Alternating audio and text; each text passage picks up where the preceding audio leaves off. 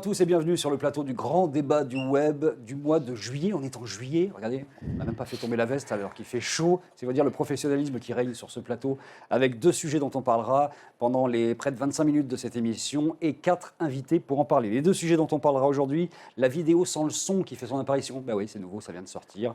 À l'heure du news snacking, c'est-à-dire les tapas de l'information, on a des vidéos aujourd'hui qui sont sous-titrées juste pour des nouveaux modes de consommation. Et puis on parlera aussi des applications mobiles. Il y a des enquêtes qui montrent que les applications mobiles, ça prend une claque, que plus personne n'en télécharge ou presque, et d'autres enquêtes qui montrent exactement le contraire. Bref, de quoi débattre dans un instant avec nos 4 invités et qui sont en mode été là pour le coup. Alors là, super été, hein, question couleur aussi, avec Cécilia Gabizon. Salut Cécilia. Bonjour. De retour ici. Chacun de nos invités a 2 cartes de visite aujourd'hui, ce qui est quand même assez impressionnant. C'est veut dire la qualité du plateau. Street School et Media Maker, en fait, pour Cécilia. La Street School, l'école de journalisme digital gratuite. Oui.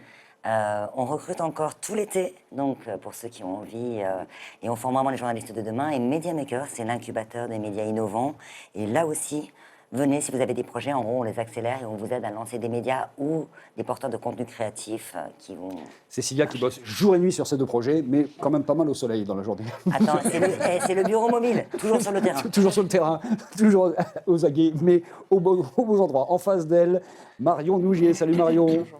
Marion, c'est WeBelong notamment. C'est Un ça. mot sur WeBelong. Donc WeBelong, c'est une start-up française qui crée des communautés de consommateurs à destination des sites marchands et des marques. Et puis Girls in Tech Paris, pour le coup, puisque c'est un réseau international qui va devenir Starter avec un H à la rentrée. On n'en sait pas beaucoup plus et tu ne veux pas en dire beaucoup plus d'ailleurs. Alors, vous en saurez plus au mois de septembre, mais Girls in Tech a effectivement changé de nom et pivote, on fork. L'objectif, c'est toujours de favoriser la mixité dans les domaines techniques, l'innovation et dans l'entrepreneuriat avec de nouveaux projets pour le mois de septembre. À côté, celui qui est solidaire dans le port de veste malgré la chaleur, Jérémy Benmoussa. Bonjour. Bonjour. Schedulio, un add-on sur Slack. Un peu technique, mais ça marche bien. Exactement, on est une plateforme d'automatisation pour les utilisateurs de Slack, qui est une plateforme conversationnelle. Et puis la grosse compagnie. La grosse compagnie. Le gros hacking. Ouais, C'est une le agence hacking qui de est- la croissance, en fait. Voilà. En fait, on applique les méthodes des startups aux grandes entreprises et à quelques startups aussi qu'on accompagne. Et en face, Julien Jacob, 2 cartes de visite également, Spoonit, pour manger rapidos, près de chez soi. Livré en 10 minutes Livré dans en 10 minutes, l'entreprise, centre de Paris centre essentiellement. de Paris. Et puis avec des aliments qui font qu'on ne fait pas la sieste après et qu'on a les neurones boostés. C'est important pour la productivité. Important, il n'y a pas de grosse purée. Voilà. Il y a des légumes. WeFlash également. Voilà, ça c'est une marketplace de photographie immobilière. Il y a 800 000 biens qui sont vendus en France et il n'y a personne qui a essayé pour l'instant de l'organiser. Donc nous, avec de la techno et des process, on le structure et voilà. Bon, il y a pas mal de gens qui sont, enfin pas mal, une bonne moitié de journalistes ou assimilés dans ce plateau. Et vous connaissez le news snacking, Cécilia, le news snacking. Mais bien sûr, parce que parmi mes activités et les autres cartes de visite qu'on n'a pas citées, en fait, je m'occupe d'un groupe de presse qui s'appelle Street Press. Et, On en a parlé. Voilà. Et donc le news snacking, c'est la grande tendance. Ça veut dire en gros des petites news qui peuvent se voir facilement, qui peuvent se voir en même temps qu'on fait autre chose en réalité. C'est des tapas, quoi. Et qu'on discute, on boit une bière, on fait plein de choses, voilà, et on mange des tapas comme ça sans s'en rendre compte. Et c'est un nouveau mode de consommation de l'information qui fait qu'il y a aujourd'hui des formats qui arrivent, et notamment sur des vidéos qui n'ont plus de son. Plus de son. Comment est-ce qu'on peut faire des vidéos sans le son? Écoutez, Digital Business News est allé à la rencontre notamment de ceux qui font ça avec Pitch My News, qui s'appelle la Fabrique à News. Regardez ça. Pitch My News, c'est une idée qu'on a eue en faisant des vidéos pour des clients qui nous demandaient des vidéos pour le web. Et on s'est dit, mais c'est pas possible, ces vidéos ne sont pas adaptées au format, notamment des réseaux sociaux et du mobile, où les gens zappent très vite. Les gens aujourd'hui font 2, 3, 4 choses en même temps. Donc l'idée était de pouvoir leur fournir un temps d'information qui ne soit à la fois pas chronophage et qui en même temps ne leur demande pas d'arrêter de faire quelque chose pour avoir accès à l'information. Donc on s'est dit, on va trouver un format qui permet d'avoir de l'information sans le son, donc le texte est écrit sur l'image. Un mix média ultime, si je puis dire, qui permet à la fois d'avoir accès à une information de qualité en un temps record, moins de 45 secondes, en vidéo parce que c'est le support média favori des 18-35 ans, et avec un ton pertinent, persifleur, incisif, tranchant, où l'on prend parti. Le Pitch My News, qui a déjà regardé des news comme ça, sans le son? Marion? Tous les Sur jours. Facebook, on en Tous voit les jours. continuellement. Je regarde que ça, enfin en tout cas sur ça. Facebook. Dès qu'il y a du son, c'est pénible. Enfin voilà, Elle regarde le grand débat du web sans le son, 26 minutes, c'est tout long. est sous-titré. non, quand je regarde mon fil d'actu Facebook, évidemment toutes les vidéos se mettent à fonctionner sans que je touche quoi que ce soit. Ouais, c'est Et en le fait, start, je suis une grande fan en tout cas de la nouvelle façon dont on présente les recettes de cuisine, qui sont présentées en quelques secondes avec quelques mots et une bonne explication. Voilà. Il y a 70% des vidéos vues sur Facebook qui le sont sans le son, pour le coup, puisqu'il faut avoir une démarche proactive pour activer le son sur Facebook. La vidéo démarre tant qu'elle est dans la page, elle est là en auto-start. Et il y a plein de gens qui, aujourd'hui, consomment des vidéos sans le son. Donc, des gens comme ça se sont dit, on va mettre des sous-titres, tout simplement. Mais c'est une vraie tendance, hein. Enfin, en tout cas dans mon entourage et dans ma façon de consommer, c'est clair que on accède à l'information directement. En quelques secondes, on a la punchline de la vidéo. Et c'est du snacking content. Il faut que ce soit très court. Il faut que ce soit très court. Parce qu'on ne peut pas faire autre chose en même temps, il faut quand même lire un petit peu les sous-titres. Alors que quand on met une vidéo et qu'on active le son et qu'on n'écoute que le son, finalement, on peut aussi faire autre chose en même temps. Je ne sais pas si vous avez remarqué, mais les sous-titres sont très courts. En fait, c'est des phrases, des punchlines à chaque fois, et c'est des mots-clés. Voilà, c'est pas vraiment des sous-titres. C'est pas des sous-titres. C'est très écriture. Justement, c'est ça qui est C'est intéressant. très hérité de ce qui s'est passé dans un premier temps avec les hashtags et les mots forts des youtubeurs, en fait. Et c'est simplement la déclinaison de ça, un peu, non? Ouais, mais enfin, le truc qu'il faut dire, c'est que il y a plein de journalistes qui s'inquiètent, news snacking. Alors voilà, bon, c'est toujours la réaction classique. Il y a un autre, il se passe une autre chose. Comment il écarte la réflexion de sur la l'autre côté. profession, la qualité de l'information. Non, mais il y a juste Le grand reporter, l'ex-grand reporter qui est à côté était outré par. Il y a un autre truc de l'autre côté, c'est que en fait, je crois que c'est Google qui a sorti des études là-dessus. Sur le mobile, il se passe deux choses dans les usages. Il y a deux extrêmes. Il y a le news snacking, et le long form sur le mobile. Donc, il ne faut pas non plus croire que c'est une forme de consommation de news. C'est une adaptation sur des à une sujets, consommation. à une consommation. Mais c'est pas que. C'est pas toute la consommation de la news, et notamment le temps passé sur les news, lui, a plutôt tendance à augmenter. Après, c'est un truc pour ceux qui font du long form. Après, il faut de l'investissement, etc. Mais c'est une start-up qui a été lancée aux États-Unis il y a 4-5 ans, qui s'appelait Current, je crois. Qui s'est planté d'ailleurs, ce qui ne veut surtout pas dire qu'il ne faut pas le faire, au contraire, et que c'était peut-être probablement trop tôt pour eux parce que le mobile n'était pas là. Et là, c'est vrai qu'avec le mobile, ça pose quand même une question sur le fait qu'aujourd'hui, informer, c'est distraire quand même. Essentiellement, dans les bases de l'information, il faut arriver à avoir quelque chose qui soit très punchline, très rapide, très visuellement sympa, et que ce n'est pas compatible toujours avec la réflexion de l'information, tout ça. Hein. Ça n'a pas toujours été le cas à la télé ? Ça a toujours été le cas à la télé, mais enfin, la télé se permettait encore des formats monstrueux de 2 minutes sur des journaux de 20 heures.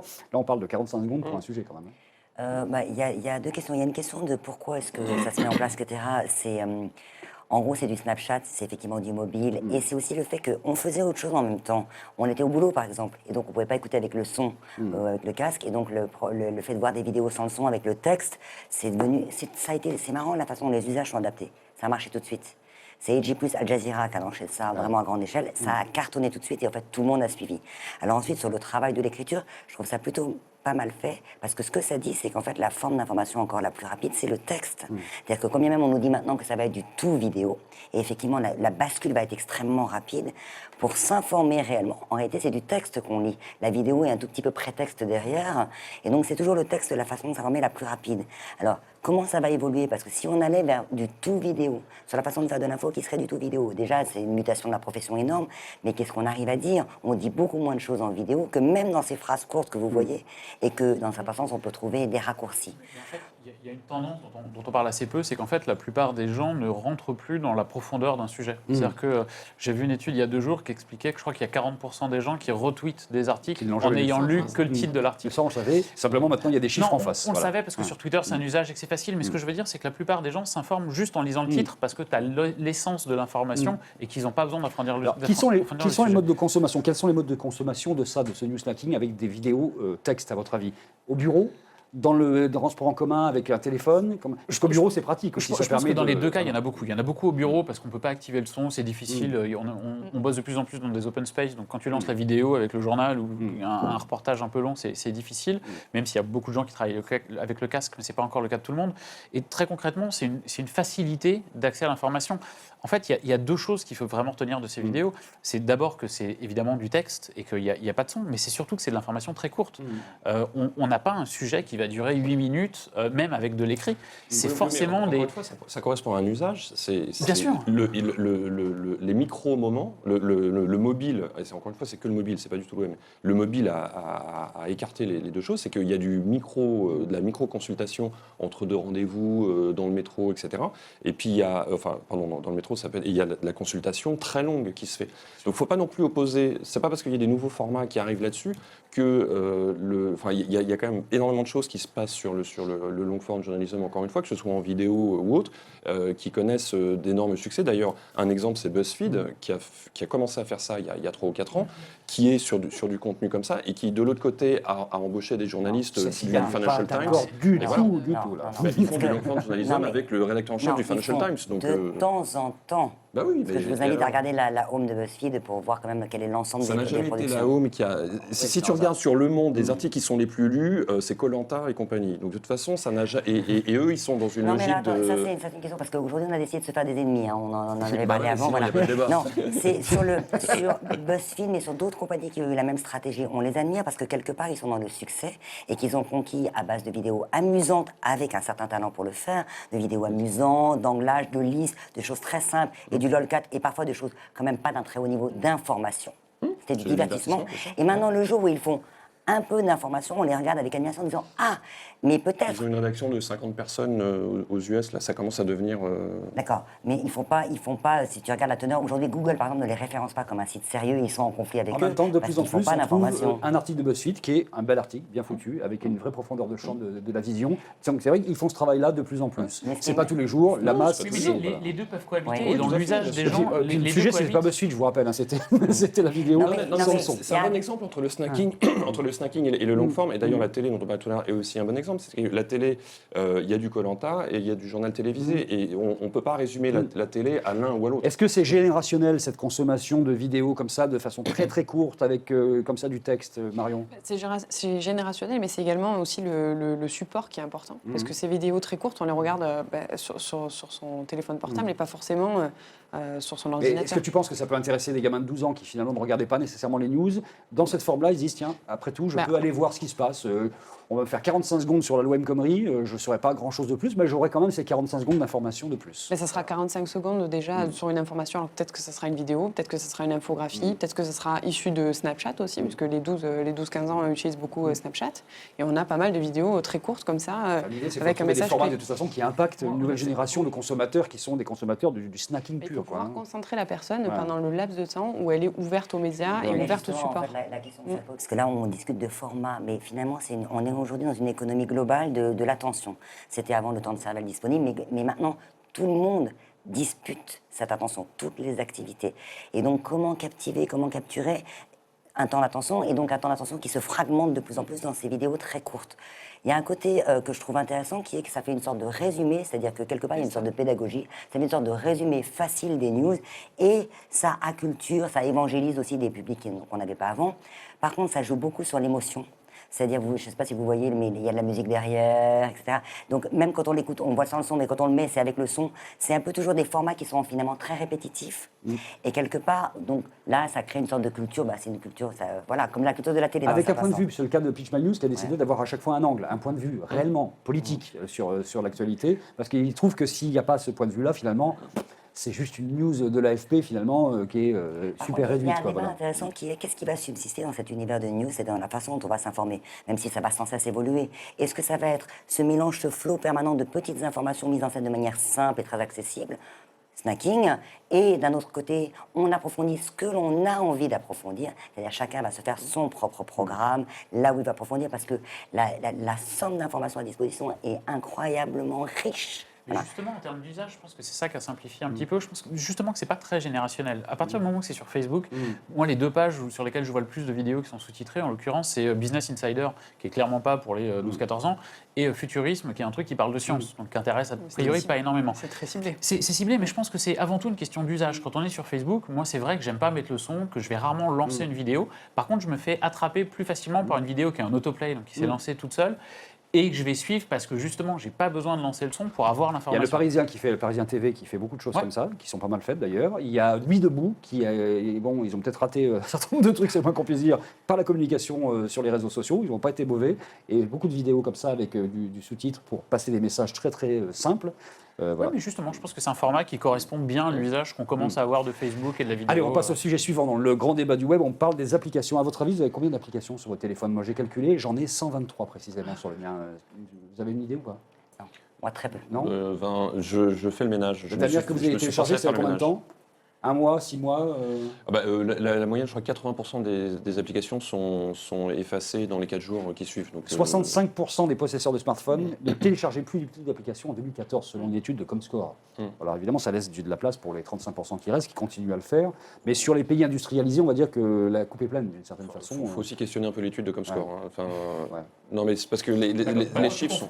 On va appeler Monsieur Comscore en direct. Allô, Monsieur Comscore. Ouais, Non, mais quand tu regardes le chiffre d'Apple, le chiffre d'affaires d'Apple sur les applications et la partie App Store, c'est qu'il y en a quand même un paquet qui doivent Il y a continuer 1 à million télécharger et à payer. 1 million d'applications. Et puis Comscore, juste, mais Comscore, c'est quand même l'équivalent de Médiamétrie. J'ai travaillé avec eux pendant très longtemps, mais ils sont sur le web, donc le côté applicatif, c'est quand même pas vraiment leur truc. Après, il y a une réalité qui est que il y a des mastodontes que sont Uber, Facebook, etc., qui sont des trous noirs et qui absorbent plein de choses.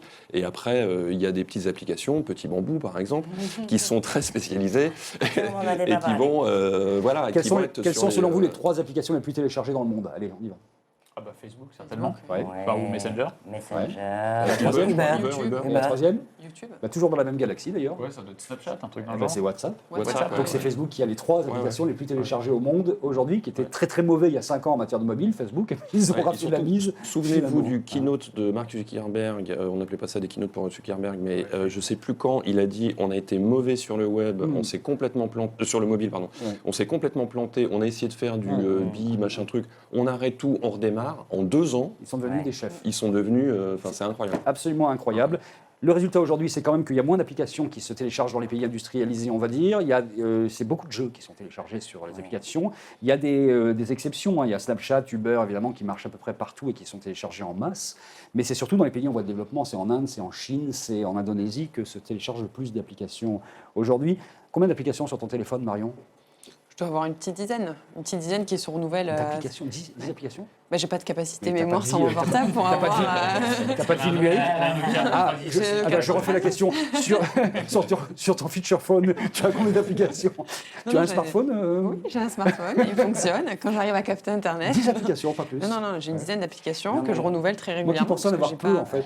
En fait, j'ai pas de. C'est beaucoup? Ah bah oui. Ah bon? En fait, de mon point de vue, le gros problème des applications, c'est que ça consomme énormément de mémoire sur Ah ouais, son c'est portable. sûr, Et ça en tourne fait, en tâche de fond, je vais favoriser les web apps en fait, Et qui me de proposent des batterie. deep links Et de et de batterie. Ouais, surtout. en fait, c'est pour ça que je les désinstalle, c'est surtout la batterie. Oui, c'est ça. Alors, il se passe quelque chose aujourd'hui, et là, je sais qu'il y a quelqu'un qui va avoir un petit mot à dire là-dessus. Il se passe qu'on dit que les applications, en fait, remplissent une fonction aujourd'hui et qu'arrive sur les téléphones l'intelligence artificielle, les bots et les agents intelligents qui, en fait, vont pouvoir interroger des applications en temps réel. Est-ce que vous croyez à ça?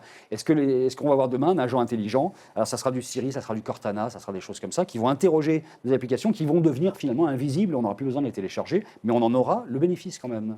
Moi, je suis absolument convaincu qu'on va tendre sur ce qu'est à peu près WeChat aujourd'hui en Chine, c'est-à-dire une espèce de plateforme de bots sur laquelle on va interagir avec la Alors, les plateforme. bots, c'est ces robots intelligents. Voilà. C'est ça. En fait, personnellement, je ne crois pas du tout à la mort des applications. Je pense qu'on parle de la mort des applications comme on parle de la mort de l'email à une époque, comme on parle de la mort de Facebook parce qu'ils ont perdu 200 000 utilisateurs sur 1,5 milliard. Honnêtement, j'y crois pas énormément. Je pense qu'il y a toujours...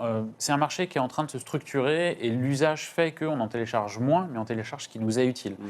Donc je ne crois pas tellement à la mort des applications. Par contre, je pense sincèrement que les bots qui sont encore à vraiment l'état embryonnaire aujourd'hui sur Messenger, c'est le gros truc des 5 prochaines années et que ça va prendre une place phénoménale. Et je parlais de WeChat. Si on regarde l'usage de WeChat en Chine, WeChat a tout cannibalisé. WeChat, c'est devenu le site web, la plateforme de partage, la plateforme d'échange, C'est la Google du plateforme de mobile, bot. quoi. C'est ça, mais en fait, tout passe directement dessus, ce qui pose des vrais problèmes aussi en termes de communication pour les entreprises. Mais en l'occurrence, on tend vers ça. Si on se demande ce que fait Messenger depuis 3 ans et vers quoi ça tend, ça tend vers ça, vers une plateforme de bots qui est absolument ultra puissante pour pour Facebook. Et puis en termes d'usage, c'est aussi quelque chose d'assez simple. Facebook, il ne faut pas oublier que c'est un outil extrêmement mainstream. C'est fait pour Madame Michu et pour tout le monde. Et le fait d'aller se dire, je vais poser ma question comme je la dis, et c'est une intelligence artificielle qui va se débrouiller pour me comprendre, aller chercher l'information là où elle est et me l'afficher comme moi j'ai envie. C'est très techno tout ça, mais pour Madame Michu, il ne faut pas que ça se voit. Et ça, pour ça, je pense que les bots et l'intelligence artificielle qu'il y a derrière, évidemment, vont clairement répondre à ça. Parce que je pense qu'il y a ce qu'on oublie souvent, c'est quand même l'usage, c'est-à-dire que, encore une fois, les utilisateurs, c'est que ça marche dans certains cas, et ça marche très très bien. Je vais à San Francisco avec Robert, trouve-moi des billets d'avion. Parce que en faisant ça, en fait, c'est plus simple que d'aller sur l'appli, etc. Mais et ça, moi, j'y crois à fond. Aujourd'hui, ça marche que sur des verticales, parce que c'est pour ça que Siri s'est planté, mais ça va évoluer, il n'y a pas de problème. Il y a Jam en France, par exemple, belle petite start-up française qui fait ça pour les étudiants, voilà, et ça marche très très bien. Mais juste un bémol, c'est que quand on regarde tous les usages, en fait, il y a plein d'usages où discuter avec un robot ou même discuter avec un humain, en fait, est plus compliqué que simplement utiliser l'application. Typiquement Uber, je suis géolocalisé directement, en fait, j'ai un tap à faire pour prendre mon Uber. Rentrer, je ne dis pas qu'il n'y aura pas de bots pour Uber, mais rentrer dans une discussion en texte, puisque l'idée c'est que le robot nous comprenne, etc. Le paradoxe, c'est que ça va pouvoir être plus compliqué qu'utiliser l'application Uber. Il y a un côté marrant sur les robots, c'est qu'en fait, pour l'instant, les robots sont surveillés par des humains. C'est-à-dire que quand ils sont en train de paramétrer leur bot, en fait, c'est toujours sous contrôle de l'humain parce que finalement, il faut lui dire. Alors, même Jam se présente comme c'est des robots, mais managés par des humains pour calibrer la réponse. Donc, en fait, on est en train de voir émerger qui est tout le futur de l'intelligence artificielle, qui est le couple humain-robot. Et effectivement, c'est puissant. C'est-à-dire que quand on arrive à faire les deux, et ça simplifie énormément. L'univers des applications, c'était un univers fragmenté. Les gens n'ont plus envie d'être dans un univers fragmenté. Facebook et les plateformes, d'une manière générale, nous ont habitués à avoir tout sur la plateforme, à ne pas devoir rentrer et sortir d'une pièce ou d'un lieu ou de là où on est, c'est-à-dire en gros d'un endroit téléphonique, pour chercher ce dont on a besoin. Le robot va fluidifier ça, et plus il va être accompagné par des humains, parce qu'aujourd'hui, quand on fait une demande, les gens qui font la curation, par exemple sur Facebook, c'est encore des humains en vrai. Et c'est la même chose pour les robots. Ceux qui accompagnent bien, qui fait que le robot y répond bien, c'est finalement encore une équipe d'humains. Mais la combinaison des deux va effectivement simplifier la vie énormément. Et je pense que c'est... Je ne sais pas si c'est la fin des applis. C'est vrai qu'on adore décréter parce qu'il faut bien décréter des choses, que c'est la fin des applis. Mais moi, en tant que producteur de news, une appli, c'est extrêmement difficile à monter. Il faut sans cesse la renouveler, l'entretenir, la réparer, l'adapter, la moderniser. Versus le web, une sorte de grand web dans lequel on a une base qu'on entretient et qui se décline sur différents supports. Il y a 4-5 ans, quand on avait les premiers smartphones vraiment sympas, on était quasiment tous les jours, on avait d'ailleurs des services pour ça qui nous recommandaient une app par jour. Moi, je me souviens, j'en téléchargeais à peu près une sur deux, quand c'était pas 2 sur 3.